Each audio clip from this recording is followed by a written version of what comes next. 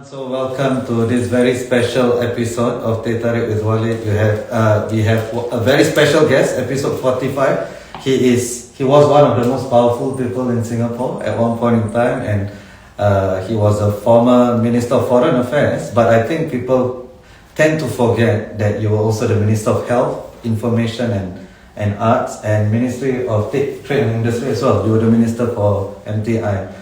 So I'm very pleased to have him, and I really recommend everybody must get this book. This is a must read, and it has a lot of fascinating insights. So thank you so much, Mr. Yo, for agreeing to do this. And when I was reading this, by the way, there are two more volumes in this series. Okay, so this is just part one. This is just series one. So one of the things that you can do is wait. In January and May, he will publish the other two. And when I was reading this, Mr. Yo, and the first part, and I think we have to start with this because the first series, it seems that one of the main things was not only about China, but it was also about Chineseness and your own Chineseness as well. And you've also done numerous interviews and given a lot of talks. You've stated your views. So I wanted to ask specifically about your views on China, right? In light of PM Lee's National Day rally, right, do you think your views today are at odds with our governments on China specifically? I was making a general point about the importance of identity to a person. So when I saw that your name is Walid Jumblatt, my immediate question to you was, are you related to the great man from Lebanon and the Druze leader, you know? And you told me that your father admired him, and this is how you got your name. So we didn't have time, but I'm very curious to know, how did your father decide to kind of look up to Walid Jumblatt?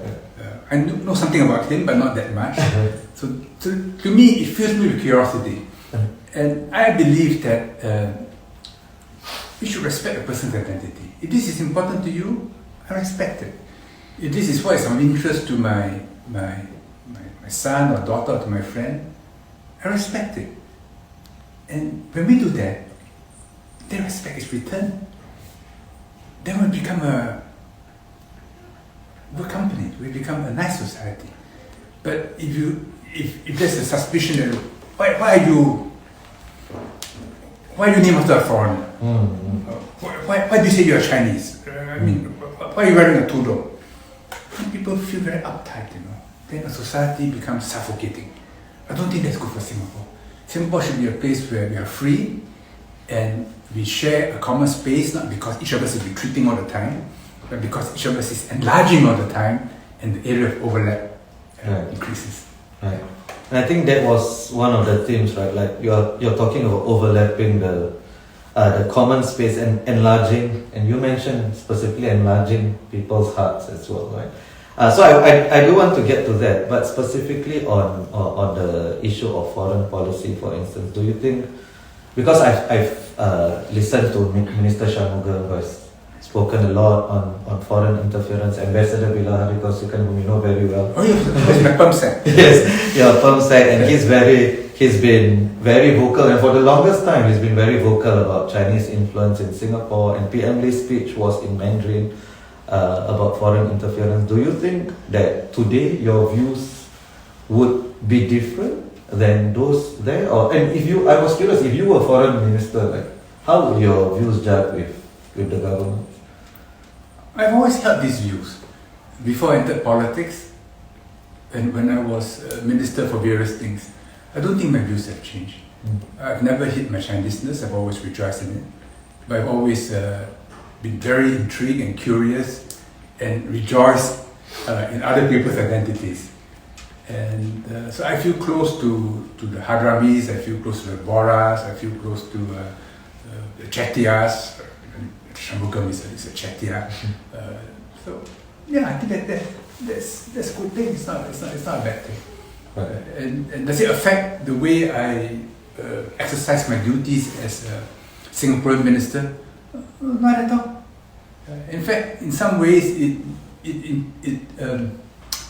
made it easier for me to relate to others. So one reason why I became such a close friend of Chidambaram, the Indian Minister for Home Affairs and Finance and various other things, was because I'm very interested in him being a Chettiar. And I went to his hometown in Chettinad, and he showed me the house where he was born. Big mansions owned by the Chettiar merchants, a lot of it from money made in Myanmar. So when you're interested in people, they're also interested in you. Right. And you become friends. Right. So at the back, so the person that Mr. Yo mentioned, he said, and I'm quoting, "I have met few people like him who live and enjoy every moment of life. His abiding love for China because of his roots is understandable, but his love affair with India led me to remark once that in his previous birth he must have been an Indian." So it was so funny when he said that to me in front of others. Okay. But in my heart, I felt it was such a high compliment, to be thought of like that, and it touched me.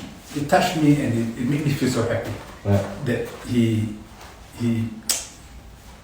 felt for me. He knew I felt for him. Right. And if we can do that to one another, isn't that wonderful? It's absolutely.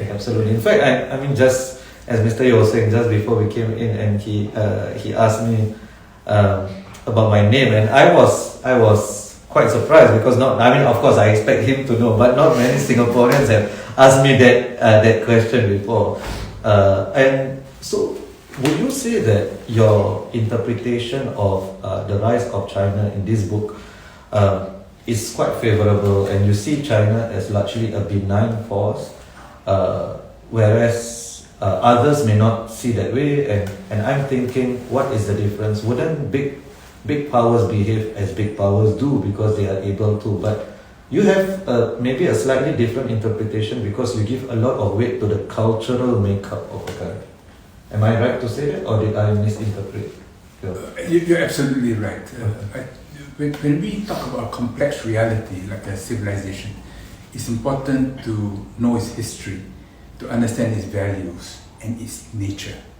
And we may at first be troubled that, oh, you're so big, you've got claws, so maybe you're aggressive.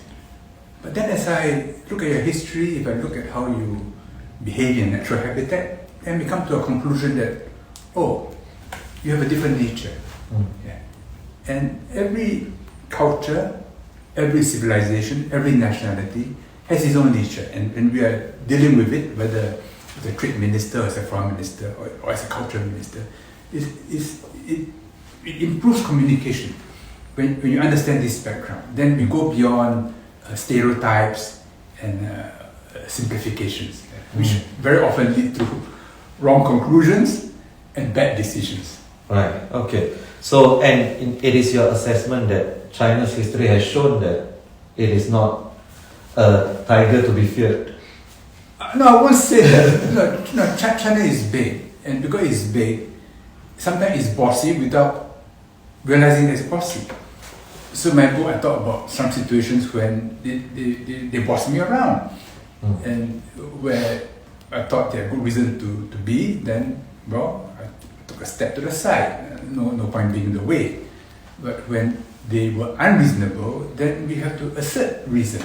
Right. As I talked about the satellite story, Right. Yeah. So, and because we understand them, we know that when we make certain moves, they will react in certain ways. You see, and the idea is try and nudge each other towards a win-win position. Okay. But if you don't understand the person culturally, you may end up nudging both parties into a lose-lose quarrel, right, which is very bad. And you think that Americans are doing that? I don't think Americans understand China. And they think that China is like them. That China wants to make the whole world Chinese. The way Americans want the whole world to be American. And they do it sometimes from a good heart, because they feel that what they have is the best thing on earth. Therefore, wouldn't it be wonderful if you were also like me?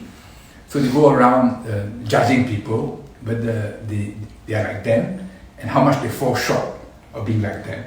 It's a bit funny, it's like they go around with a clipboard and say, okay, Singapore, you are 6 upon 10, Malaysia, you are 7 upon 10, oh, you are 5 upon 10. But they themselves, of course, 10 upon 10. So we know this, so it's okay, we play along. But when you go to China and say, hey, you are 2 upon 10, China will say, who are you to tell me this? Yeah. But we're a small country, so we play along. But in the case of China, they have a different sense of themselves. And when the Americans are against them, they know this is something very serious, which is why in the current situation today, China is very worried. A lot of the things they're doing is because they know that the Americans are insecure about China's rise and are doing many things to slow China down, even to pull it down. So they are taking defensive measures and they are preparing the people for periodic crisis, and which may even occasionally be violent. So this is the situation that we are in today. It makes the world a little tense, but these are forces beyond our control. Right. So I've listened to a few of your interviews, and I think you point out the lack of criticisms or critical thinking towards Western outlets like New York Times and all of that, and all of those sentiments I absolutely share. I think that there is that bias, especially in perhaps more liberal circles. You tend to think, oh, New York Times, this must be gospel truth, right? When it comes with its own biases and all of that. I guess from as a political scientist, I'm thinking, why is that same skepticism not given towards China, who is also a big power, who also has the potential to be hegemonic in the way that America has? Oh, I have the same skepticism about China. Okay. So I read about China in the economies in the New York Times. Also, I read about how China covers itself, or about how Al Jazeera covers China. So it's important to have different perspectives in order to get at the underlying reality, because all perspectives are colored. And it's important to know how any view from a perspective is distorted by that perspective. Right. Then we will make allowances. Right. Our objective is to get at the truth. Right. Okay. Thank you so much. I think that clarified a lot of things for me. So let's move on to more domestically, but still related to identity, right? So SEP universities. By the way, I wanted to clarify also. Mr. Yeo does talk about the importance of having a Singapore Islamic College as well. So I think it was lost. That was lost because the headlines were about the SEP universities. So the SEP universities, and you specifically mentioned our university, Enchi, and mine, NTU, as the natural candidate to have the SEP university. For economic reasons, cultural reasons, enhancing. And I guess what would be the outcome for multi-racialism, and as minorities, do you think that is, already we have SEP schools, do you think this would actually, because you did hint at this in another interview, when somebody asserts their identity, people become defensive. Do you think this will make minorities more defensive?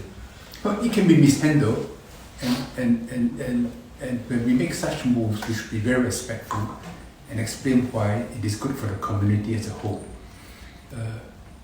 Are Malays in Singapore, are Indians in Singapore better off if the Chinese in Singapore have special connections to China? I think this is very good for our economy. And I know in Malaysia, even Indonesia now, many non-Chinese are learning Chinese because they could see the future. My old friend, the former Malaysian Foreign Minister, Anifan Aman, he's from Sabah. And his children all went to Chinese schools. Yeah. And I think his youngest brother went to a Chinese school because his father said, you must anticipate the future. Right. And I would take a relaxed view that if I were Malay or Chinese, some of us should also take Chinese as a third language because it can be very useful. Many Angmos who are here, young children, when I meet them, I say, hey, get your children to study Chinese. It will be the greatest gift you can give them in their lives. Yeah. So rather than seeing SEP school or SEP university as threatening, I should see it as something which gives me more opportunities. But of course, every group in Singapore should have an identity which is cherished by everyone. That's why I have an entire chapter on the Eurasian community. Yeah. I was a little upset when the latest census report came out, because I've been associated with the Eurasian community for a long time. So I wanted to know how they're doing. Right? Hey, everything is subsumed under others. I said, what's happening? So one day I was talking to a former president of the EA. He said, the explanation given was, you're a small community, and if we identify you, others want to be identified, then it becomes very messy and complicated. I said, wait a minute. When Singapore was formed, we had 4 arms, right? It's on our stamps, it's in our banknotes. The 4th arm was not another arm. That 4th arm was the Eurasian arm. Why have we forgotten the Eurasians? So, we must cherish the littlest among us. And that's why all Swiss know that they're not just Germans, French, and Italian. They're also Romansh. The Romansh are a tiny community. They have their roots to ancient Rome. They have a language which is close to Latin, closest to Latin. I mean, Italian is also a Latin language. And they know that this was the original formation, and therefore it must not be forgotten. Other communities might have since grown larger, but this is a founding community, right. And the Eurasians are a founding community. Right. And it's one of the great joys and one of the great pride in my life to have been representative in cabinet when Italo Barker retired. Right. Yeah. Yeah. That's why I gave you a special chapter, right. And I made this point in the first paragraph. Right, exactly. So it was the very first paragraph. I mean, you mentioned that you're upset that it was others and not Eurasian. So I'm not really upset, a bit disappointed, a bit saddened. Yeah. Okay. So, it's a statement not just about government, it's a statement about society, right? About us. About society. And I met young people who said, "Oh, thank you for writing about the Eurasian community. I didn't know we had such a community." I thought, wow, you didn't know we have such a community? something is missing in our education system. Right. So you talk about my concern about the training of Muslim leaders in Singapore. Because I visited our students in the Hadramaut, in Al-Azhar, in Damascus. I wanted to see them, to have a sense of what they were learning, And I was worried that unless we have a core education in Singapore, we may be pulled in different directions. And Moise is worried about that, especially when we had the JI problem, and they started taking a closer interest in what our religious students studied when they were overseas. So I only touched on it very lightly in the first book. I'll have 2 chapters on Islam in my second book, where I treat this subject with in greater detail. Right, okay.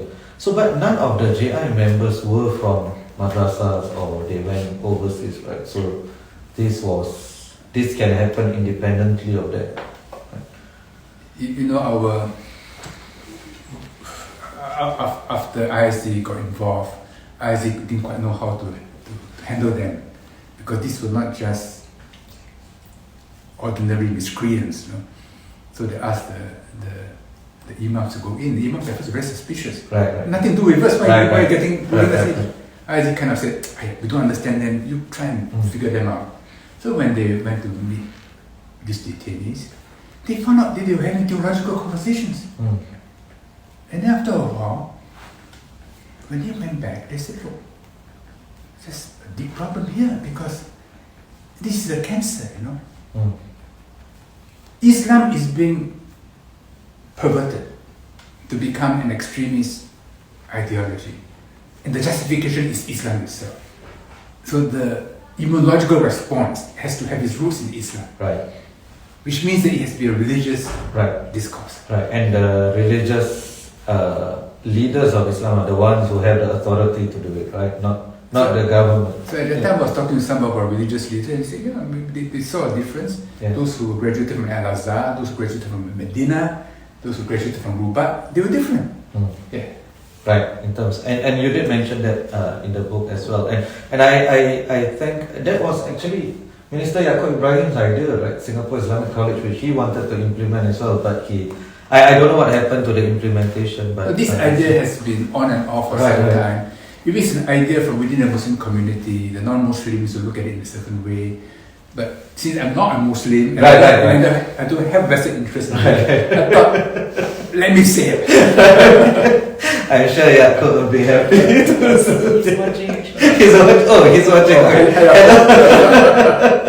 Okay, so the set. So I want to go back to the set units because for volume 2 and 3. So that's why I didn't want to judge this book by itself, right? Because this book you're setting the ground. So when I hear you, when I read you talk about set universities and all, I mean a part of me do go, oh my god, as in will Singapore become more Chinese, right? As a minority, will Singapore become more Chinese? So I'm sure there are other minorities who think like that as well. I mean, as you know, I am in favor of SEP schools for the same reason that you want the SEP university. But you know, many people are not in favor of the SEP schools, right? They say even many Chinese who go to SEP schools now, they cannot speak Chinese properly, which you didn't read reference and stuff. Yeah. So don't you think this will open the can of worms of race antagonism even more? No, there's always that fear, and if we mismanage it, that can happen. If we manage it well, I think we can have the best of both worlds. We have something which will strengthen the Chinese core in Singapore, which is very important as China becomes more important to our lives. At the same time, it can be done in a way which benefits all races and all Singaporeans. Right. Okay. Provided we maintain internal balance and look after the cultural and religious needs of every community. Right. Thank you. And I was just thinking because Professor Tommy Koh, when we interviewed him, he was very adamant that Singaporean students should learn an ASEAN language as well, Malay especially, but also the other ASEAN languages. You know, do you think, because you are very pro ASEAN as well, right? So do you think that's also useful for? Malay was my second language in school. Right. And to me, it's a little disappointing that even basic Malay is not known by many Singaporeans. Right. And they're more interested to take or German or Korean or French as a third language. Because they're considered atas. Yeah. Or they watch Korean dramas, I don't know. But how can we not know Bahasa? How can we? I mean, some of us should know Thai. Actually, many Singaporeans do know Thai. Right. Some of us should learn Vietnamese. Yeah. This is a region. Right. And the more we know our region, the better our life. Yeah. The more secure we'll be, because we'll then strengthen ASEAN. And the other day, my wife organized a charity concert in Botanic Gardens. It was on August the 7th. So I told her, August the 7th is the day we celebrate ASEAN Day. ASEAN Day is on August the 8th, but because it's on the eve of National Day, in Singapore we always celebrate it on August the 7th. I said, why do you get people to sing the ASEAN anthem? So MFA said, when you sing the ASEAN anthem, everybody must stand up. So everybody stood up. And for most of the Singaporeans who were there, it was the first time they have heard the ASEAN anthem. You know, I learned it. I've forgotten it, but I've learned it. In fact, when I was in my office at MFA, I actually tried to remember all the words. And I tried to persuade the education ministry to teach it to our students, and we should sing it from time to time. And no market. No market. Listen, I know they're already so busy, they have so many things to do, the syllabus is already so cramped. How can you impose an additional burden on them? Burden on them. No, I think it's so important to our future. Now we see a titanic struggle between the West and China, between America and China. And Singapore will be caught in between. Yeah. We need ASEAN to be our buffer, Right. you know? Then we can all hide behind ASEAN. And you specifically mentioned Indonesia as critical to this, right? Yes. Hiding behind. But Singaporeans don't appreciate that generally. Like, we think of ASEAN as some backwater. We don't appreciate the importance of Indonesia or the international No, stage. they say we see ASEAN no up, which is to me is a very big mistake. Yeah. ASEAN is a very important part of our security and our future. And in some ways, we can take the lead. Because if we teach all our students to sing the ASEAN anthem, you know, when our neighbors come here and they can't sing it, Right. malu. Right. Then they will teach their students. Right. Then they will spread. It's a good thing. Right. For this reason, when I was foreign minister, I tried to push the idea of ASEAN as a whole making a bid for the World Cup. Of course, this requires some rules to be changed in the World Cup. Actually lobbied Yang Jiechi, who was at the time China Foreign Minister. Can you support us probably in the year 2034 or something? He smiled and said, China will support ASEAN because China stands no chance. He was so frank. I said, wow. And he was speaking as Foreign Minister. I discussed this with Kazana's Tan Sri Asman. He was very keen. So this ball has been kicked around, but still not properly kicked. Right. So I hope that we will do it. And each country can have one stadium. Right. And after the region is not so big. And you create a sense of solidarity. Sports is very important. Absolutely. Yeah. I mean, you sound almost exactly like what Prof. Ko was saying as well, the stuff that you're saying. So I just wanted to end this question on the following note. So would it be fair to say that your suggestion for the SEP units must be accompanied by strengthening of the other communities' cultural rights as well, and including like teaching Malay and even the other ASEAN languages? Yes, certainly. Yeah. Certainly. So thank you for that. I think that that definitely clarifies. That would, I think, assuage a lot of people's concerns about the idea of SEP universities. So if we could move on to domestic politics, is that okay? Or Since the left government, I kind of stayed away from domestic politics because it's not good for me to criticize my colleagues or my own party, especially after I've left and don't have all the information. I know how difficult it is in their positions, so I'm always a little reluctant to talk about domestic politics. But you try. I'll try.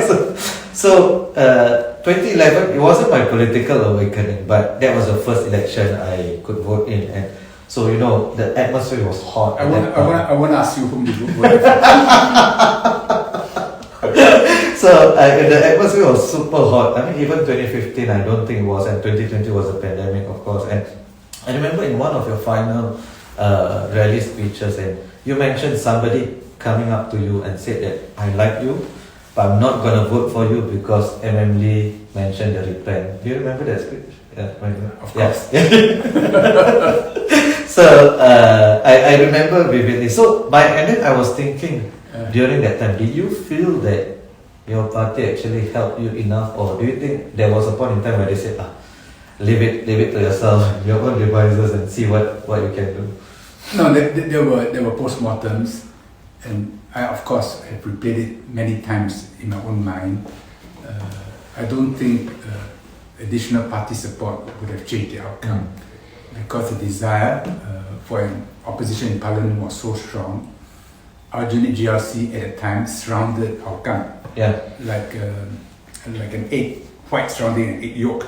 Right. So it had to be, the breakout had to be through our unit. So we took the heat and we took the fall. I don't blame the party, even though MS's remarks seemed rather strange to me at that time. Right. I'll talk a little about it in my third book. Okay.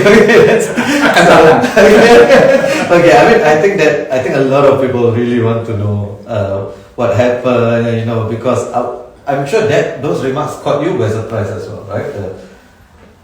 You have to repent. Surprise is a very euphemism.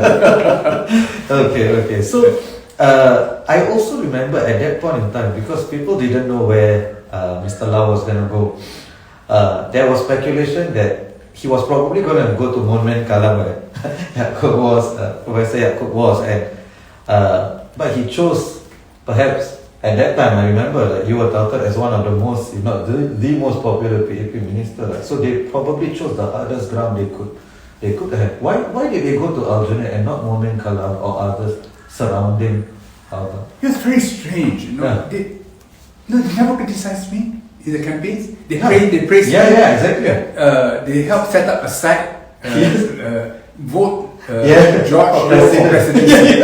Sylvia mentioned that in the speech. And there was never any ill will. Yeah. They never criticized me throughout the entire campaign. It was a little surrealistic.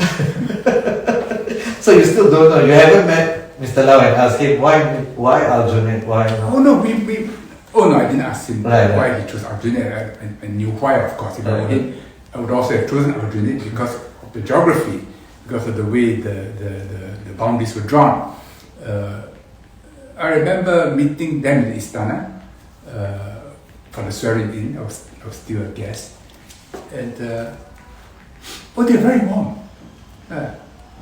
And Pritam, who was a young politician at that time, was particularly warm to me. Yeah. So and subsequently, when I was at a gym session in SRC on my way out, Silverlin drove in because Kwa Kim Song was there, whom I knew at the gym. And she said, "Oh, can I take a picture with you?" I said, "Oh, of course." So no, there's no. Right, not any monster. No, not at all. Right, okay. That's really nice to hear also, I think, because I think a lot of people think your political opponents are your foes, your real life foes, right? As in general, but they shouldn't be. I must say that among my opponents during the time in politics, the great majority were courteous and we respected each other. That's really heartwarming to hear. So can I try my luck again? Or- Sure.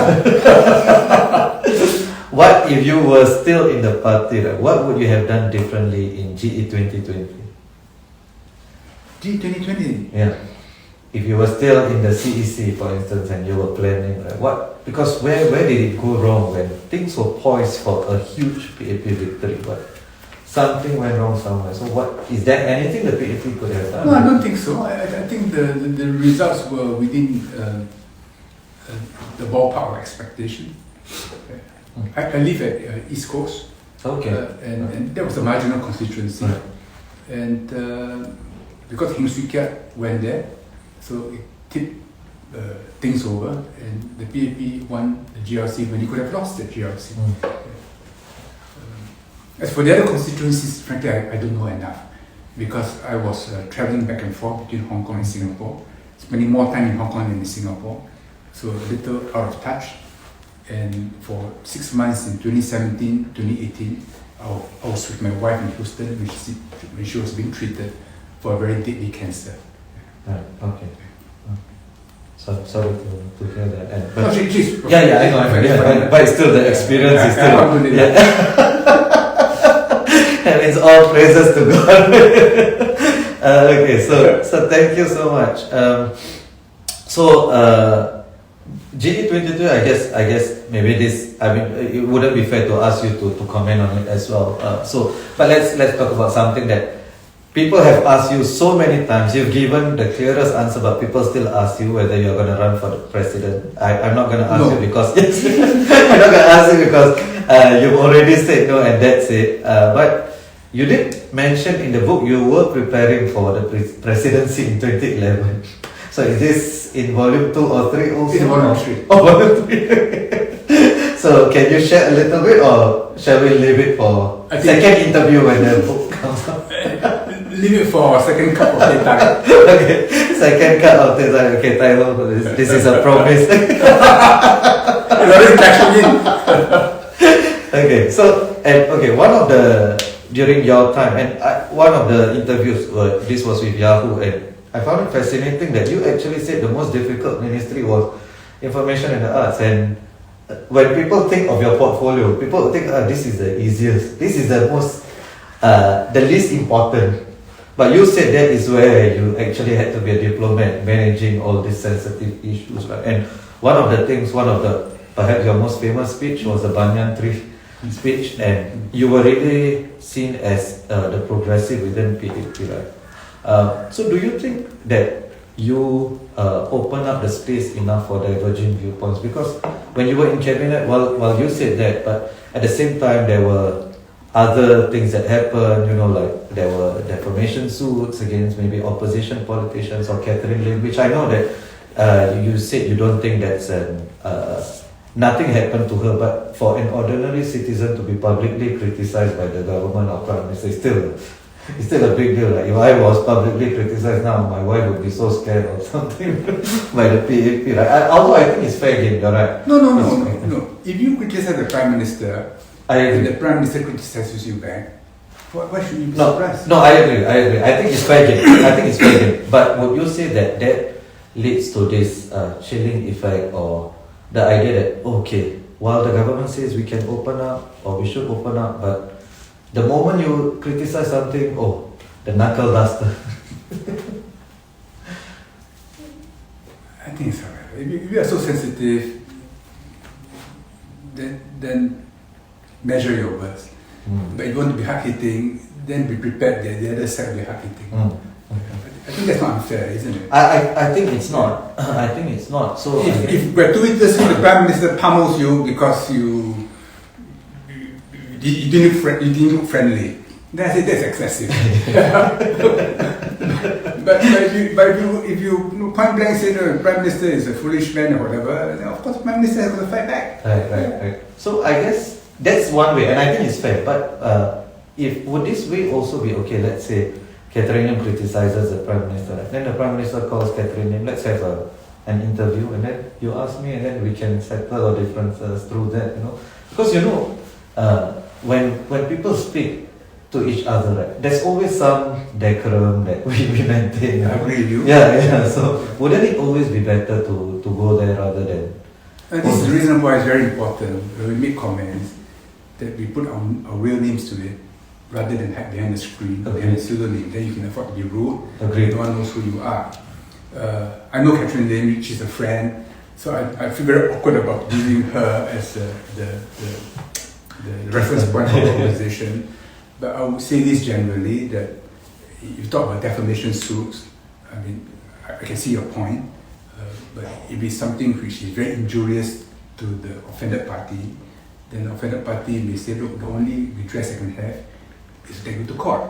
You may say, well, that's overdoing it. Well, maybe I don't have to take you to court if you correct your view. But if you refuse, then well, the only civilized way of resolving an issue is to go to court. That's why you have libel laws. But I know this is something which Singaporeans are not happy about, that defamation suits are resorted to fairly often. Right. But that was never the case with Catherine Lim. Yeah. So definitely not. So Catherine Lim is not. She wasn't sued or anything. Yeah. So. Oh, thanks for mentioning that you're friends with her as well. Yeah, so I actually didn't know. We're not close friends, but Yeah, we met friends, socially, we've chatted, and they've never been unpleasant exchanges. Okay. So you mentioned also. I've not spoken to her for some years now. Okay. Yeah, but my recollection of my interactions with her have all been pleasant. Okay. So you mentioned in the same interview that politicians need to be thick-skinned. Do you think our Singaporean politicians sometimes are too thin-skinned when getting criticism? Hard to generalize. I think some have elephant hides. Some have very elegant skins. I mean, it's okay. Okay, so there's a full range of human beings. Okay. Yeah. So I was gonna ask about the presidency, but we'll save that. I thought we passed that. Yeah. It's just the question.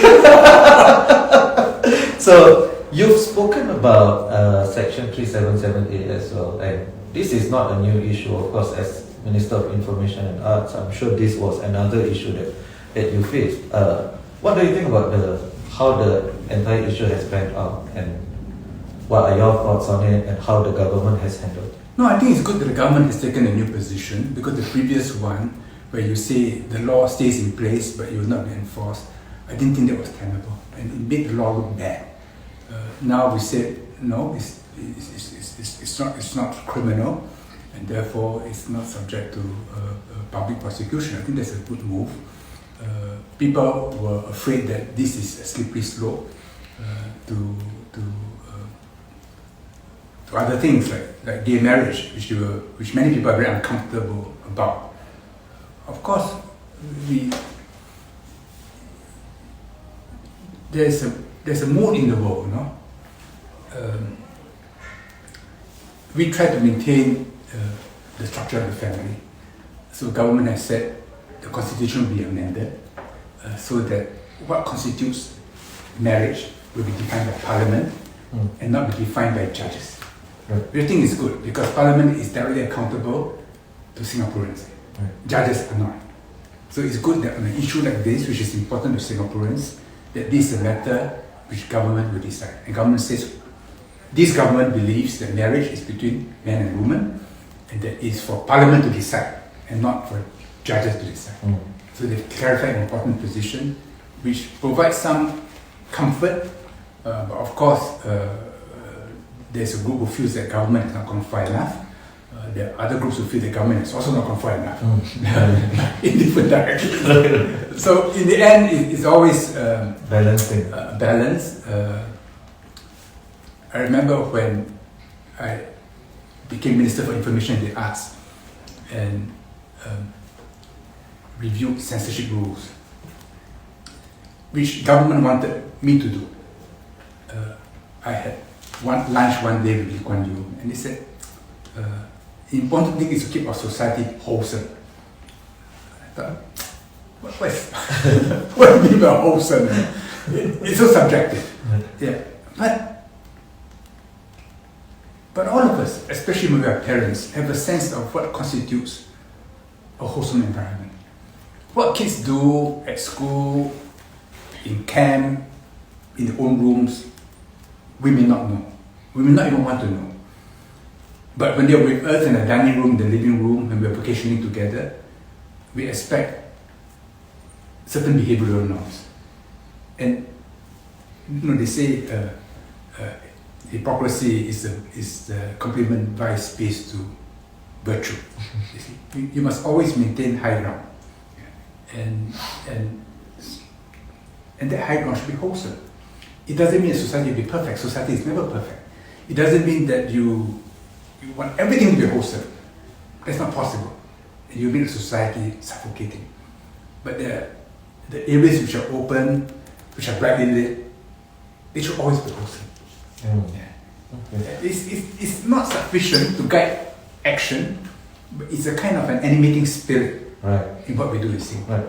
So I mean I'm a Muslim, and I think you are a Catholic and a philosophical Taoist, which I got from the book, and so I definitely believe in marriage should be between a man and a woman. But I guess for a secular state that Singapore professes to be, why should my religious beliefs impinge on the rights of others? I guess what is a good secular reason to ban gay marriage? Is there any? If marriage is just an agreement, a financial agreement, which government is a party to and therefore confers certain rights upon the individual, then yes, you're right, it doesn't matter. But if marriage is something more than that, which is why we surround it with ceremony, which is why we make vows, then it is sacred. Now you may say, what is sacredness? It's hard to define, it's hard to agree on what is sacredness. But we all know that because marriages result in children, it must be something more than just an agreement, and therefore should have a special place in the way society is organized. And when we analyze, say, problems in other societies, I think many of us, of course, we may disagree, we always point it to the breakdown of the family, because family is where values are transmitted, knowledge is transmitted. And everyday society replicates itself by the way it educates its young. Okay, thank you so much. So just one final question. So a lot of young people, they are saying that the government is not opening up more, especially on discussions on race and religion. Always there's a law here, there's POFMA there, there's FICA here. Every corner you turn, there's some law waiting to get you, right? So do you think it is time, if you were to advise, not to interfere, but to advise DPM Lawrence Wong and his team, you know Min Ong very well, and would you say, this is something you need to relax, you don't need to be in control all the time, allow people to criticize you and allow for more discussions, just take a step back. Do you think now is the right time to do that, or we are not there yet?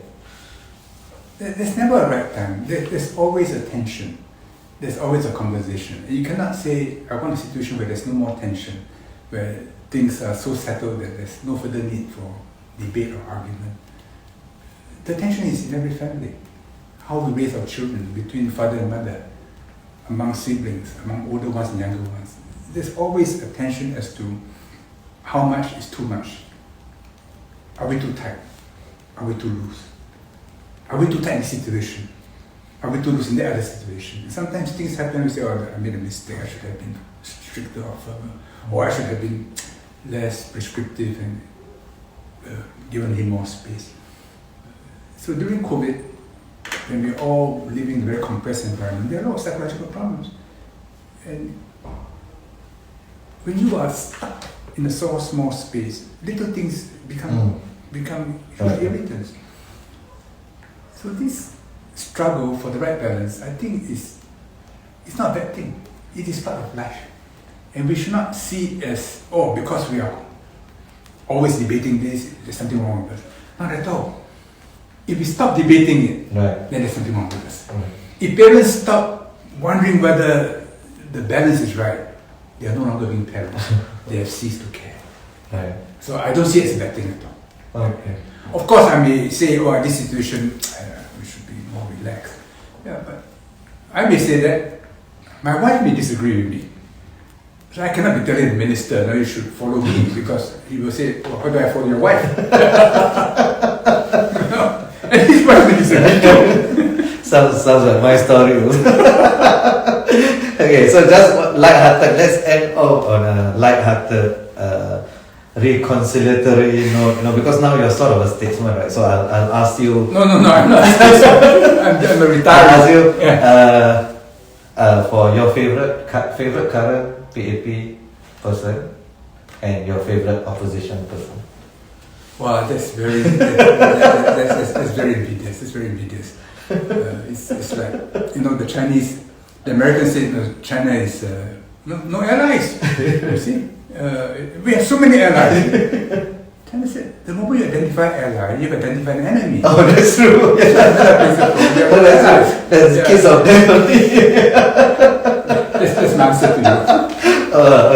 See, he's the foreign affairs minister in him never left. So thank you so much, Mr. Yo. It was a pleasure. Thank you for your time. I look forward to books 2 and 3 and interviews 2 and 3. So okay, we have a deal. We have a Teh Tarik 2 and a Teh Tarik 3. Okay, let's shake on it. Okay, bye bye everyone.